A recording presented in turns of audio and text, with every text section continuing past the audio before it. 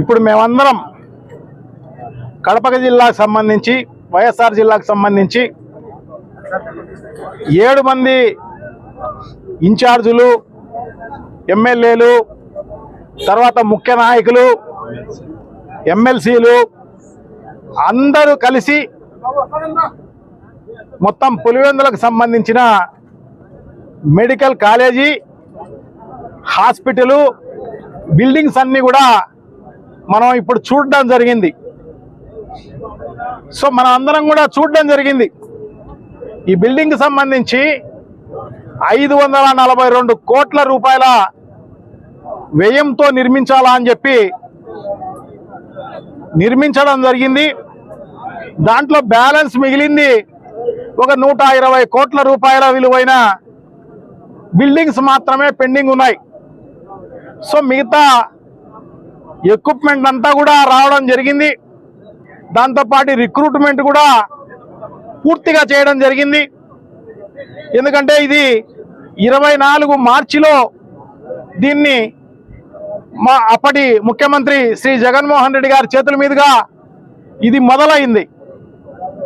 So పాత హాస్పిటల్కి సంబంధించి అక్కడ మూసివేసి అక్కడి నుంచి ఇక్కడికి మొత్తం అంతా కూడా షిఫ్ట్ చేయడం జరిగింది. సో ఇక్కడనే ఇప్పుడు పేషెంట్లు కూడా దాదాపు ప్రతిరోజు 600 నుంచి 1000 మంది ఓపీ కూడా ఇక్కడ ఉన్న పరిస్థితి మనం చూసినాం. సో మనం అందరం కూడా వాళ్ళందరితో కూడా మాట్లాడడం కూడా జరిగింది. సో ఇవన్నీ కూడా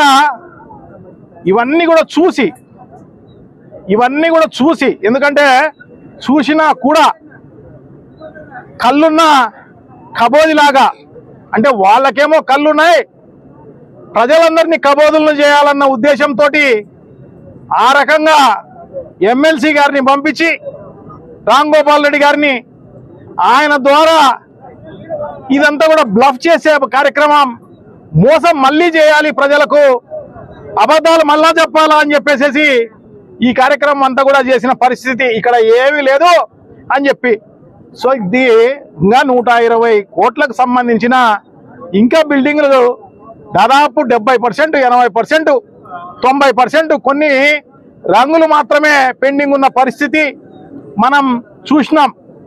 సో అవన్నీ కూడా ఎందుకంటే ఇది 5 ఏళ్ల కాలం చేయాల్సిన ప్రాజెక్ట్, ఇది ఒక్కసారి చేసేదేం లేదు. సో ఒక్కసారి ఎందుకంటే ఎన్ఎంసీ ఇది నేషనల్ మెడికల్ కౌన్సిల్ వాళ్ళు పర్మిషన్ ఇచ్చినారు అంటే వాళ్ళ మొదటి సంవత్సరానికి సంబంధించిన ఇన్ఫ్రాస్ట్రక్చర్ అంతా కూడా ఉంటుంది అని చెప్పేసి వాళ్ళంతా కూడా పర్మిషన్ ఇవ్వడం జరిగింది. 50 సీట్లు ఇవ్వడం జరిగింది. ఈ చేతగాని ప్రభుత్వం, ఈ దద్దమ్మ ప్రభుత్వం ఇదంతా కూడా ప్రైవేటు వ్యక్తులకు అందరికీ అమ్మేయాలన్న సదుద్దేశంతో దాన్ని అంతా కూడా వాళ్ళు ఇది వద్దు అని చెప్పేసి ఒక ప్లాన్ ప్రకారం ముందుగానే చెప్పిన పరిస్థితి అన్నమాట. మాకు సీట్లు వద్దు అని చెప్పేసి చాలా దారుణం. ఎవరైనా కూడా సీట్లు తెచ్చుకోవడానికి ప్రయత్నం చేస్తారు ఇంకా ఎక్కువ. ఎందుకంటే ప్రభుత్వం గ్యారంటీ ఇచ్చింది అనుకోండి, మేము ఇవన్నీ కూడా ఈ టైంలో పూర్తి చేస్తాము అంటే 50 సీట్లు కాదు కదా, 150 సీట్లు తప్పకుండా వచ్చి ఉండనమాట. సో అది వదిలేసేసి ఉన్న 50 సీట్లు కూడా తీసేసిన పరిస్థితి మనం చూస్తున్నాం. మనం ఇక్కడనే చాలా అనంతపూర్ కాలేజ్ చూసినాం, అలాగే కర్ణాటకలో చూసినాం, మిగతా హైదరాబాద్లో చూసినాం. ఇవన్నీ కూడా చూడడం జరిగింది. ఎందుకంటే కాలేజీ పర్మిషన్ వచ్చిన తర్వాత అక్కడున్న గవర్నమెంట్ హాస్పిటల్లోనే టెంపరీగా నడిపే కార్యక్రమం చేస్తారన్నమాట. కాలేజీలను ఒక 3 ఏళ్ళలో 4 ఏళ్ళలో దాంట్లో నడిపి అంతలోనే వీళ్ళు బిల్డింగ్లు కట్టి దాంట్లోకి మారే కార్యక్రమం చేసింది చూసినాం తప్ప ఈ రకంగా ఇన్ఫ్రాస్ట్రక్చర్ అంతా కూడా కట్టిన పరిస్థితి ఎక్కడా లేదు అని చెప్పి తెలియజేసుకుంటున్నాం. ఎందుకంటే జగన్మోహన్ రెడ్డి గారు కేంద్ర ప్రభుత్వాన్ని ఒప్పించి, ఎందుకంటే జిల్లాకు ఒకటి మెడికల్ కాలేజీ ఉండాలి. మెడికల్ కాలేజీ ఉంటే దానికి సంబంధించిన సూపర్ స్పెషాలిటీ అన్ని ఫెసిలిటీస్ అన్ని వస్తాయి. వచ్చినందువల్ల ప్రజలందరికీ మేలు జరుగుతుంది అని చెప్పేసి వైద్యం వాళ్ళ చేతికే వాళ్ళ ముందుకొచ్చే విధంగా చేసిన ఘనత మా జగన్మోహన్ రెడ్డి గారిది, అప్పటి ముఖ్యమంత్రి గారిది. చాలా దూరదృష్టితో ఆలోచన చేసి అవన్నీ కూడా పెట్టిన పరిస్థితి మనం చూసినాం అన్నమాట. ఎందుకంటే ప్రజలకు అందుబాటులో ఉండాలి వైద్యము, అది నాణ్యమైన వైద్యం ఉండాలి అన్న ఉద్దేశంతో పెట్టిన పరిస్థితి అన్నమాట. సో అటువంటి దాన్ని ఈరోజు ఈ రకంగా ప్రైవేటు వ్యక్తులకు అందరికీ అమ్మే కార్యక్రమం. ఇది ఒకటే కాదు, రాష్ట్రమే ప్రభుత్వానికి సంబంధించిన అన్ని ఆస్తులు అమ్మే కార్యక్రమమే చేస్తున్నారు. తప్పకుండా గుర్తుపెట్టుకోవాల్సిన అవసరం తప్పకుండా ఉంది. భవిష్యత్ తరాలు ఖచ్చితంగా ఆలోచన చేయాల్సిన అవసరం తప్పకుండా ఉంది. ఎందుకంటే ఈ ఆస్తులు ప్రభుత్వ ఆస్తులు అంటే ఇది ప్రజలకు సంబంధించిన ఆస్తులు. ఈ ఆస్తులను కాపాడుకోవాల్సిన బాధ్యత ఈ ప్రజలకు మాత్రమే ఉంది అని చెప్పి తెలియజేసుకుంటున్నాను అన్నమాట. సో తప్పకుండా అందరూ పోరాడాల్సిన అవసరం తప్పకుండా ఉంది.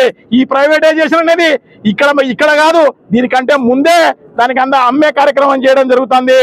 టూరిజం కు సంబంధించి దాదాపు 20-30 వేల కోట్ల రూపాయలైన ఆస్తులన్నీ కూడా అమ్మే కార్యక్రమానికి శ్రీకారం చుట్టడం జరిగింది. టెండర్లు కూడా పిలవడం జరిగింది. పోర్టులను అమ్మేది కార్యక్రమం చేయడం జరిగింది. అన్ని రకాలైన ఫిష్ కు సంబంధించిన ఫిషింగ్ హార్బర్లను కూడా అమ్మే కార్యక్రమం చేసిన పరిస్థితి. అదే కాకుండా పాలకు సంబంధించి గతంలోనే హెరిటేజ్ అనేది ఆయనకు ఉందని చెప్పేసి మొత్తం పాల ఉత్పత్తినే దాన్ని అడ్డుకున్న పరిస్థితి మనం చూసినాం. మనం ఆ పాల శీతలీకరణాలని అన్ని కూడా బలహీనం చేసిన పరిస్థితి గతంలో చూసినాం. ఆర్టీసీని అమ్మే కార్యక్రమం మనం చూసినాం అన్నమాట. సో ఇవన్నీ కూడా ప్రైవేట్ కన్నీ అమ్మేసే కార్యక్రమంలో భాగంగానే ఇన్ని చేయడం జరుగుతోంది. మళ్ళీ ముఖ్యమంత్రిగా 74-75 ఏళ్ల వయసులో ఆయన ముఖ్యమంత్రి చేసింది ఏంటి అంటే ఈ రాష్ట్రాన్ని అమ్మే కార్యక్రమం అన్నమాట. ఇది లాస్ట్ చివరి అన్నమాట ఇది. సో లాస్ట్ ఇయర్ వేసుకుందామని చెప్పేసి ఈ రకంగా చేసిన పరిస్థితి మనం చూస్తున్నాం అన్నమాట. అంటే ఇంతకుముందు లక్షల కోట్లు సంపాదించినామని చెప్పేసి చెప్తూ ఉంటారు చంద్రబాబు నాయుడు గారిని. లక్షల కోట్లు కాదు కదా, కోట్లాది కోట్లు సంపాదించాలన్న ఉద్దేశంతో ఆయన ప్రజలందరినీ మభ్యపెట్టి మోసం చేసి అన్ని అబద్ధాలన్నీ చెప్పి ఆయన ముఖ్యమంత్రి కావడం జరిగిందనమాట. ఎందుకంటే ఇవన్నీ అమ్ముకోవడానికి కోసమే అని చెప్పేసి తెలియజేసుకుంటున్నాం. ఖచ్చితంగా విద్యార్థులు, నిరుద్యోగులు, మిగతా అందరూ కూడా ఏదైతే ఈ రాష్ట్రంలో ఉన్న స్టేక్ హోల్డర్స్ అందరూ కూడా ప్రతి ఒక్కరు కూడా ముందుకు రావాల్సిన అవసరం తప్పకుండా ఉంది.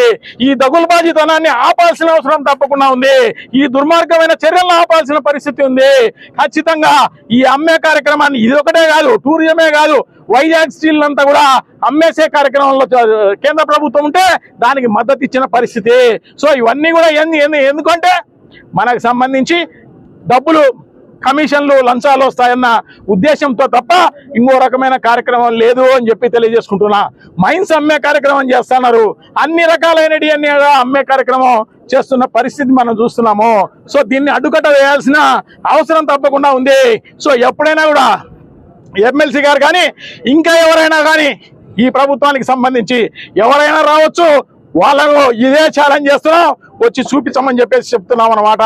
ఏదో అది 3rd ఫేజ్లోనో 4th ఫేజ్లోనో చేయాల్సిన బిల్డింగులను చూపించి ఇదంతా కాలేదని చెప్పేసి చెప్పే కార్యక్రమం జరుగుతోంది. సో తప్పకుండా ఎన్ఎంసీ అనేది, నేషనల్ మెడికల్ కౌన్సిల్ అనేది ఊరికే ఆషామాషి కాదు.